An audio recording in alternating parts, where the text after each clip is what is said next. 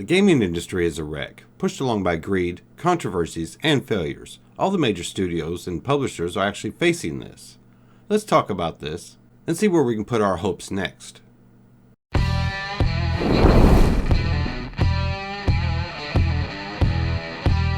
EA Games. Give me your wallet. That's right, we're going to start off this video by talking about EA. We'll get to the other publishers in a minute. But before we dive in, please like and subscribe for future Axial GT content. I do a mix of game, hardware news and reviews, plus a little commentary thrown in. With that out of the way, let's get to the video. See, in 2012 and 2013, the company was named Worst Company in America by the Consumerists. And things haven't gotten any better, because it was also named the 5th most hated company in the United States by the USA Today in 2018. EA's #1 problem, along with all the other ones in this video, is greed. They try to milk the gamer for every penny that they have, while lacking any innovation in their upcoming games. And yes, this is what happens when you have pencil pushers and multi-million-dollar CEOs taking over control from developers and their creative ideas. CEOs lack any imagination, other than dollar signs. Now they're the ones who came up with the idea of loot boxes. That's what CEOs are good for. Then try to change terminology into some gray area that doesn't work for anybody. I'm sure you guys remember this statement. Do you consider loot boxes to be an ethical feature of your games? Kerry? Well, first, we don't call them loot boxes. I think that was... Whatever term you wish to apply to them, do you consider them ethical? So what we look at as surprise mechanics. Surprise mechanics. Surprise mechanics. Really? That is the dumbest statement I've ever heard. I'm sure you guys agree. Then we also know about how EA likes to purchase different studios and then close them down. I've actually lost count on how many studios were closed down after being purchased by EA. So more or less, if you are purchased by EA, that's more or less a death knell in your coffin. And the next thing EA loves to do is use shitty DRM. And I know all companies have a DRM on their products, but sadly, it does not do anything to stop pirating. Does anybody remember when Spore came out? It used Secure ROM, and it almost made it impossible for gamers to actually play the game. Now EA uses Denuvo, another DRM that people love to hate because it can bring the highest end systems to their knees with performance issues. I've also had friends that were locked down with their system setups because if they upgraded their PC, Denuvo would actually lock you out of your game. Somebody really wasn't thinking too clearly on that one.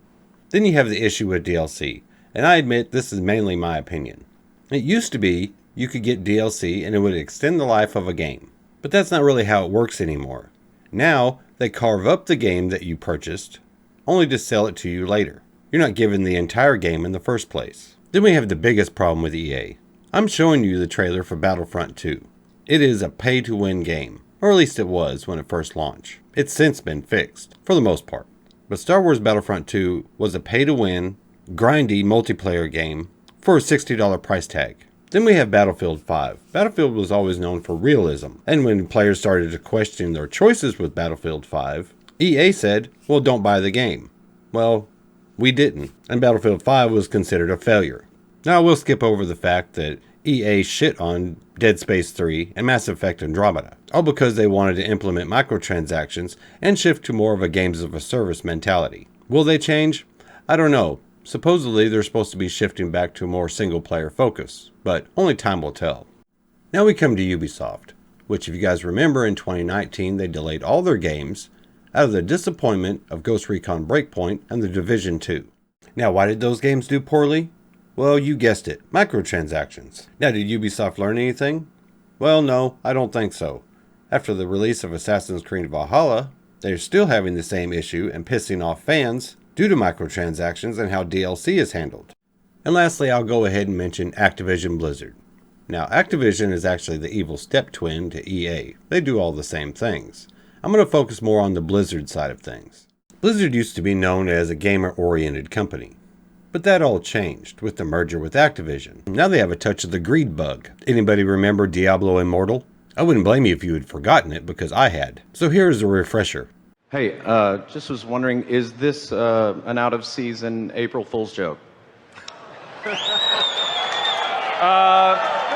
No, it's a fully fledged Diablo experience on mobile, which everybody will get to play. Is there any plans to make this playable on PC, or is this just strictly mobile forever? Are there any? The current plan is to be on mobile, both Android and iOS. We don't have any plans at the moment to do PC.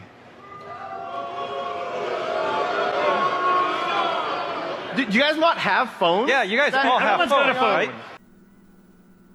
Announcing a mobile game at a PC gaming convention. BlizzCon is known for the PC gamer, not mobile games. Idiots.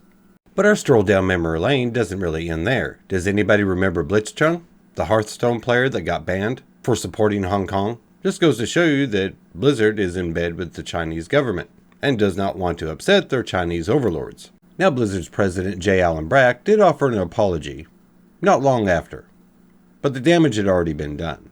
You know, Blizzard had the opportunity to bring the world together in a tough Hearthstone esports moment about a month ago, and we did not.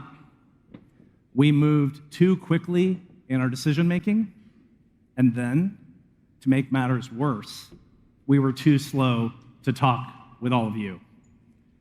Now is it me, or does J. Allen Brack kind of remind you of Grima Wormtongue? Last spell I name it. Ill news is an ill guest. Well, that's just beside the point. That's what he reminds me of. But anyway, now these are just a few examples of a few companies that have the problem of greed. Now, can they come back from the brink from this? No, I actually don't think they can. Our only hope lies in indie developers. Those are the games we probably ought to keep our focus on, because they haven't been touched by the greed bug yet. Just my opinion. But tell me, what do you guys think? Write it in the comments below. I read all of them. And don't forget to like and subscribe for future Axial GT content. I really do appreciate your support. And until next time, I am out of here. You all have a good one.